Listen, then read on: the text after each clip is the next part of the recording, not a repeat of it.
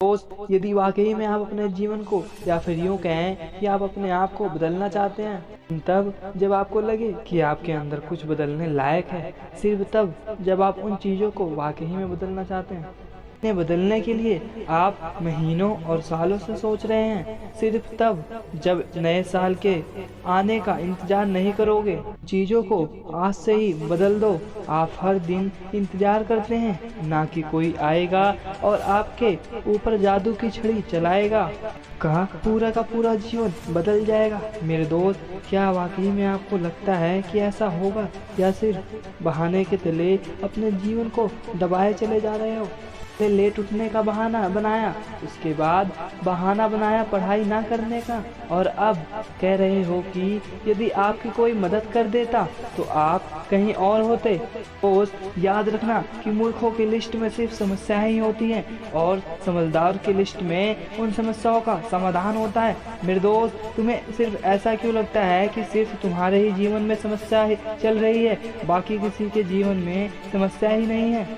दोस्त, थोड़ा बाहर निकलकर उन लोगों को देखना जिनके पास सोने के लिए घर भी नहीं है, रोड पर ही सो रहे हैं, उनके पास ओढ़ने के लिए कंबल नहीं है, वो ठंड में सिकुड़े जा रहे हैं। मेरे दोस्त, उन लोगों को देखना जिनके पास पैसे ही नहीं हैं, आंखें नहीं हैं, हाथ नहीं है। मेरे दोस्त, ईश्वर ने तुम्हें तो सब कुछ दिया है, लेकिन उसके बदले तक आप सोचते ही रहते हैं कि सबको अच्छी चाहिए, लेकिन जिम कोई नहीं जाना चाहता क्योंकि उसमें तकलीफ होती है ना, और आपको सिर्फ उन तकलीफों से ही तो तकलीफ है। मेरे दोस्त, तुम बिना किसी तकलीफ के अपने जीवन में आगे बढ़ ही नहीं सकते। मेरे दोस्त, चाहते तो एप्पल के सीईओ स्टीव जॉब्सन भी बहाने बना सकते थे, क्योंकि बचपन में ही उनके माता पिता ने उन्हें किसी और को गोद दे दिया था, लेकिन उन्होंने कोई बहाना नहीं बनाया और अपने जीवन में आगे बढ़ते गए। तो वो तब बहाना बना सकते थे। दुनिया की सबसे बड़ी कंपनी एप्पल का उन्होंने निर्माण किया और उसके बाद उन्होंने अपनी ही कंपनी से भगा दिया गया। दोस्त, लेकिन वो बंदा रुका नहीं और अपने जीवन में हमेशा आगे बढ़ता रहा, और उस बंदे ने एक नई कंपनी का निर्माण किया था, तो वो भी बहाने बना सकता था। दोस्त, जब उस बंदे को कैंसर जैसी बड़ी बीमारी हो गई, चाहता तो कह सकता था कि मुझे बड़ी बीमारी हो गई, अब मैं नहीं कर सकता।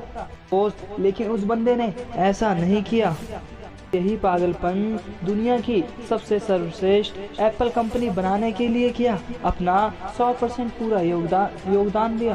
दोस्त, मुसीबतें हर इंसान के जीवन में आती हैं, लेकिन जीतता वो नहीं जो मुसीबतों को देखकर बैठ जाता है। मेरे दोस्त, जीतता वो है जो मुसीबतों का खुलकर सामना करता है, अपने जीवन में हमेशा आगे बढ़ता है। मेरे दोस्त, तुम्हारी जीत तय है। सिर्फ अपने आप से पूछो कि क्या मैं मुसीबतों के सामने डट पाऊंगा या फिर मैं मुसीबतों के सामने नहीं डट पाऊंगा। अगर आप ऐसा क्वेश्चन करते हैं अपने आप से, तो आपका रिजल्ट आपके पास ही होगा।